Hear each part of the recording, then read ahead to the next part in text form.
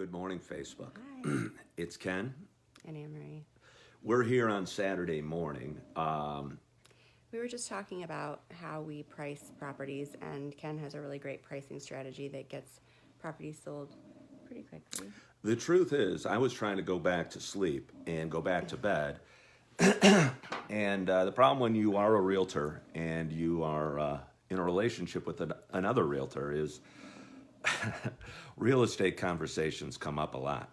Excuse me. So yeah, I was trying to go back to bed, and Anne-Marie wanted to start talking about Whether you're work. ready for it or not. In fact, we had a little argument last week about I was wanting to cuddle on the couch with my boyfriend, and instead I had a business meeting with my partner.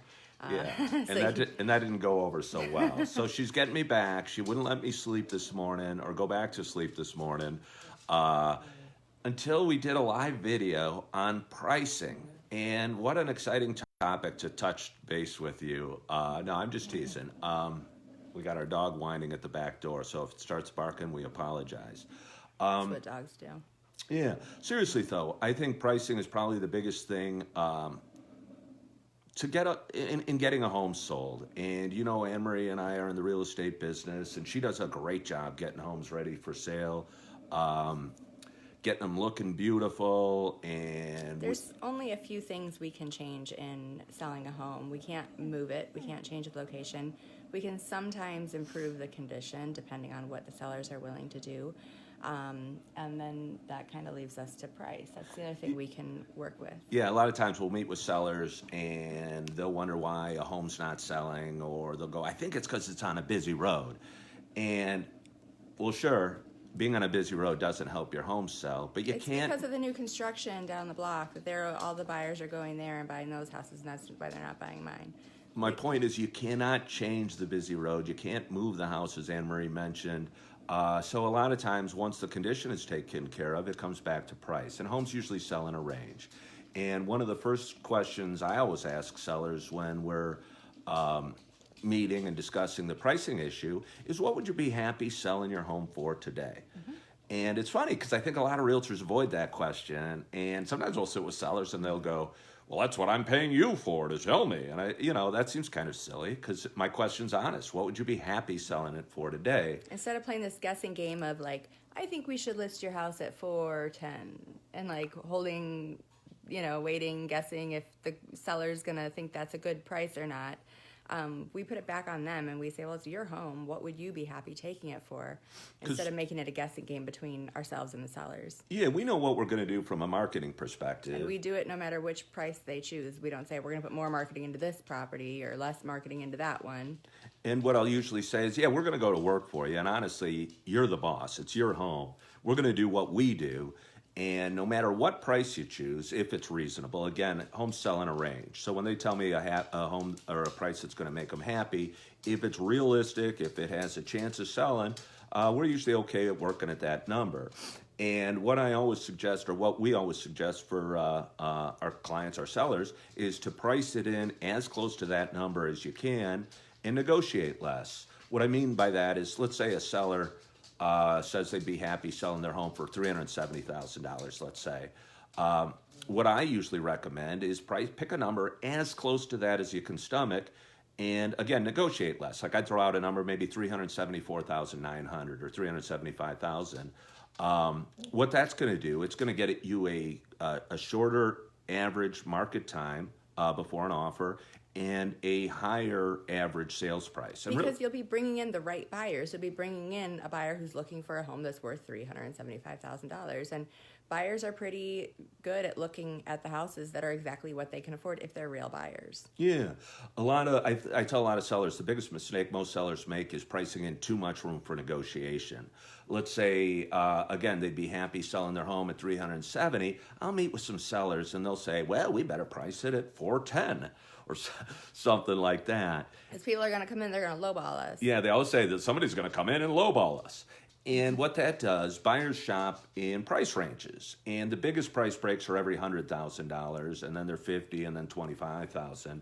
So let's say back to our $370,000 home seller, say they price it at $410,000. The problem with doing that is suddenly they're in the $400 to $450,000 range. And again, this buyer would be happy selling the home at 370, let's say, The seller. or excuse me, the seller would be happy getting the home sold at 370, and suddenly they're in the 4 to 450 range. They're competing, in effect, with homes priced all the way up to $450,000. So their home doesn't look so nice in comparison to homes that are priced up to 450 because they're not in that price bracket. Yeah, they shouldn't be there at all. So there should be buyer never even sees the home online because again, they should be under 400 for sure. The buyers are probably doing their Zillow search up to 400 and never even seeing this property at all. Yeah, and that happens a lot, and you definitely want to avoid that. So you really got to be aware of the price breaks. So what I'd tell this seller is price it in at say 374,900. That way they're under the 375 barrier. And they're going to be competing with homes in the 350 to 375 range. And their home will look great in comparison to those homes. Yeah, their home's going to look real good compared to another home price at 355, let's say.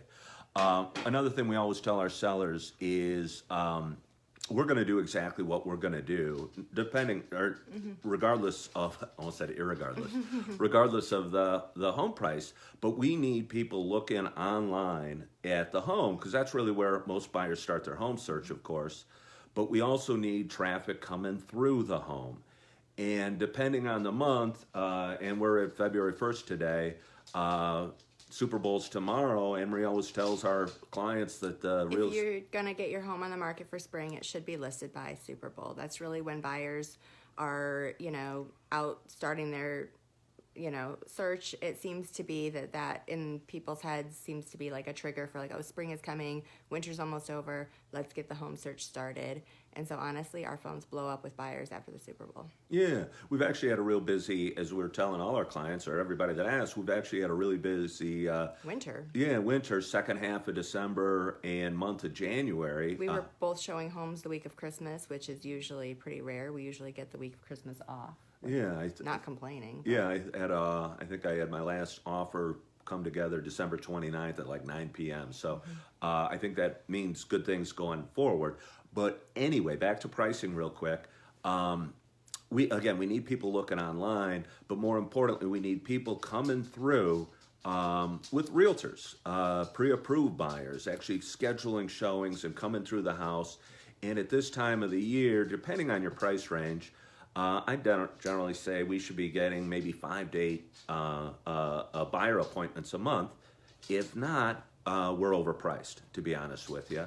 And if we don't have an offer within the first 10 showings, we're overpriced. Yeah, again, a couple rules of thumb that we go by, and it works pretty well.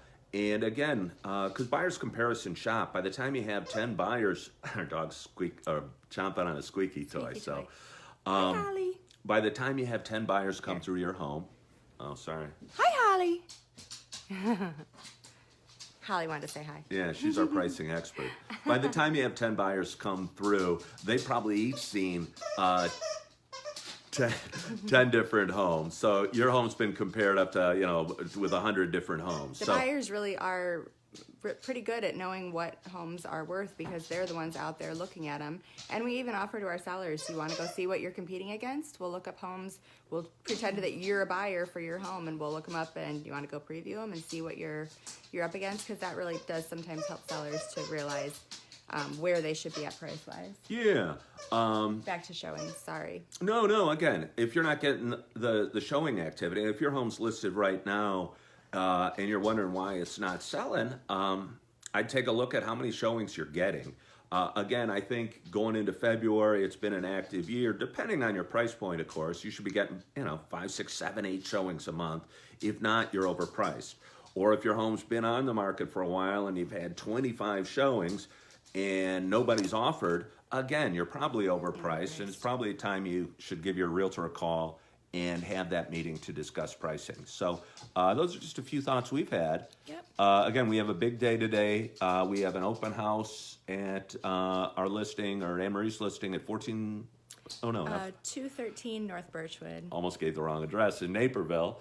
And then we're going to do a sneak peek at what looks like a pretty cool home in Naperville, priced in the high threes later today. So stay tuned for that. If you're watching, I hope you enjoyed something, maybe got something from it. If you have any questions, please reach out to Anne-Marie or myself. Send us a message on Facebook.